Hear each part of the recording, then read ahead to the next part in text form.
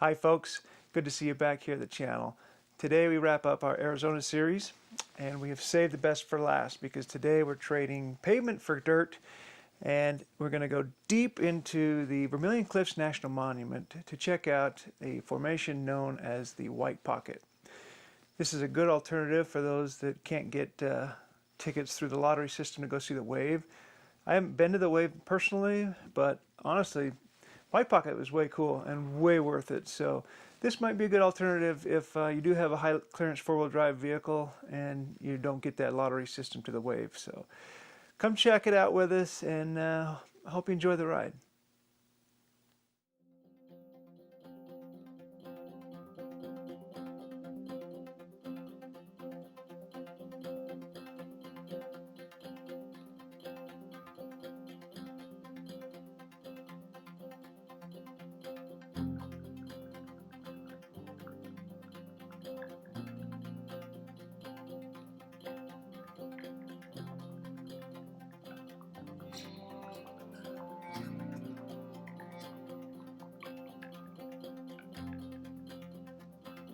All right, so we've now made it to Vermillion Cliffs National Monument, which is basically the beginning of the road to the White Pocket.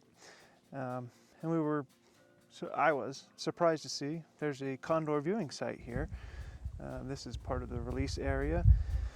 So they've got a little pavilion, shade pavilion, and a picnic table with some of those, touristy style binocular stuff. We have our own binoculars, which is good, but according to the sign, this is the time to see them, into the winter and early spring.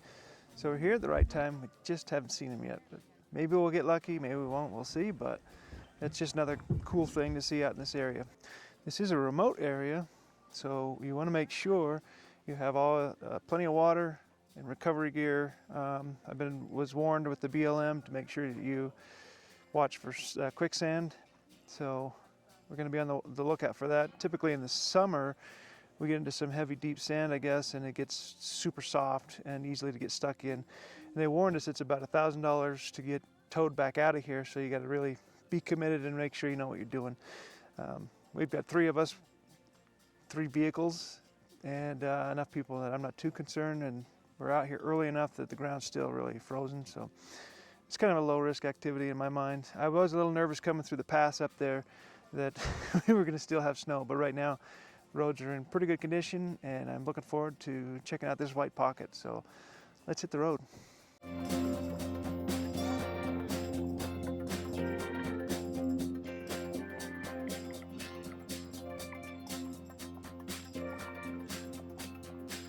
All right, so we're finding that Google and the maps that we have aren't exactly lining up on the route numbers. So we're following what Google is saying at the moment, just because it looks like had we gone the other way, we wouldn't have got there. So this one's a little less traveled. I think it would be better in the summertime, but there's definitely snow and mud covered on this. But hopefully this is the right road. We're going to go find out, and I guess we'll get back with you when we know more.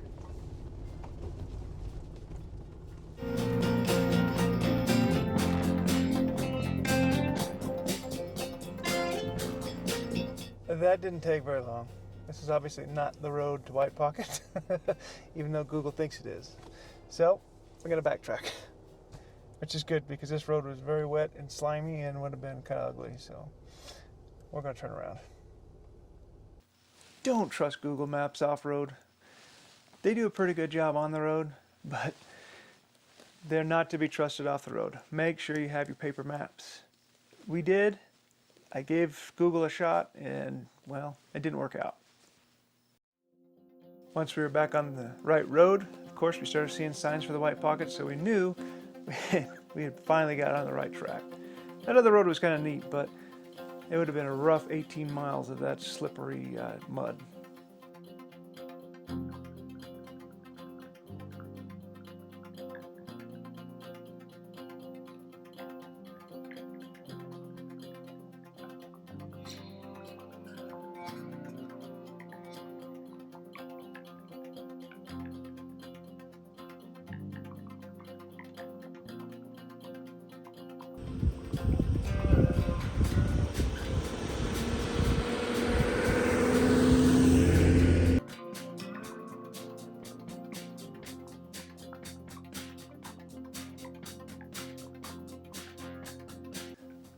Before long, the landscape started to change and we found ourselves at a parking lot.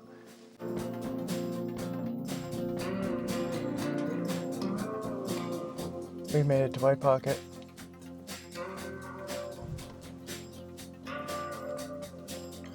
We decided it was best to take a quick moment to have lunch and enjoy our time together. And I mean, a trail lunch is the best lunch anyway. It doesn't matter what you have.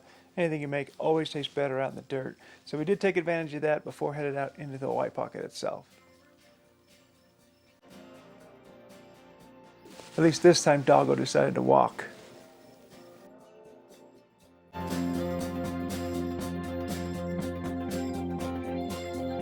Got our first glimpse of the White Pocket.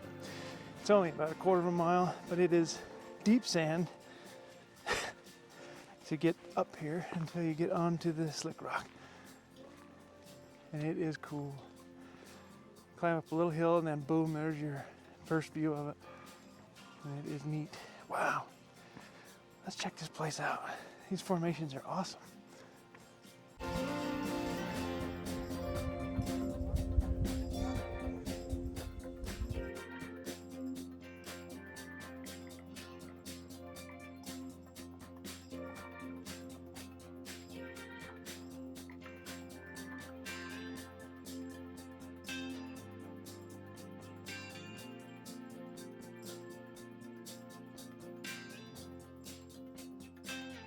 So, this is inside the Vermillion Cliffs, which also is home to the Wave.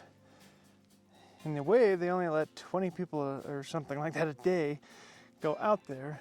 So this is a good alternative for those that want to hike something similar to the Wave, but you actually don't draw out in the lottery.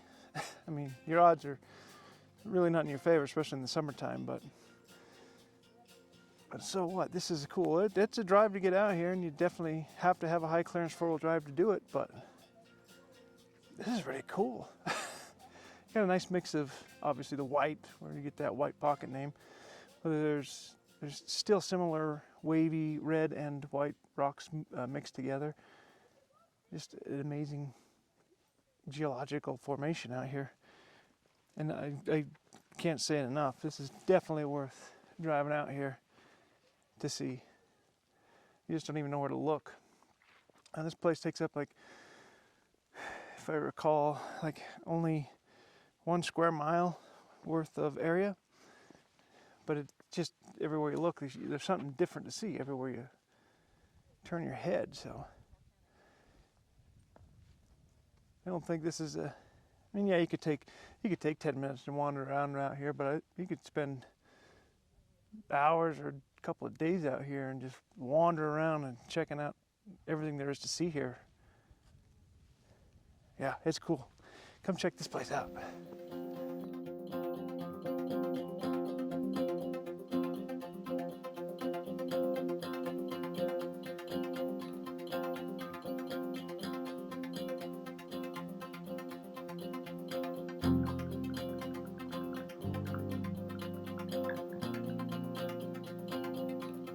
Times like right now that I wish I knew more about geology. Because I would love to know how they create this stuff, or how nature creates this stuff, not they. It's like, oh yeah, this is a manufactured thing. No, this is nature, and it is cool, and I just want to know. I mean, just the layers. Looks like this was liquid or something at one time, and just hardened up. It's so crazy. Every which way, everywhere you look, there's something different. Just a different feature. Potholes that I'm assuming were from wind. I don't know, wind or water. I don't know. Maybe they were air pockets back when this was formed. I don't know, but it's like I say. I just wish I knew more about it because it's way cool, and I wish I knew what I was looking at.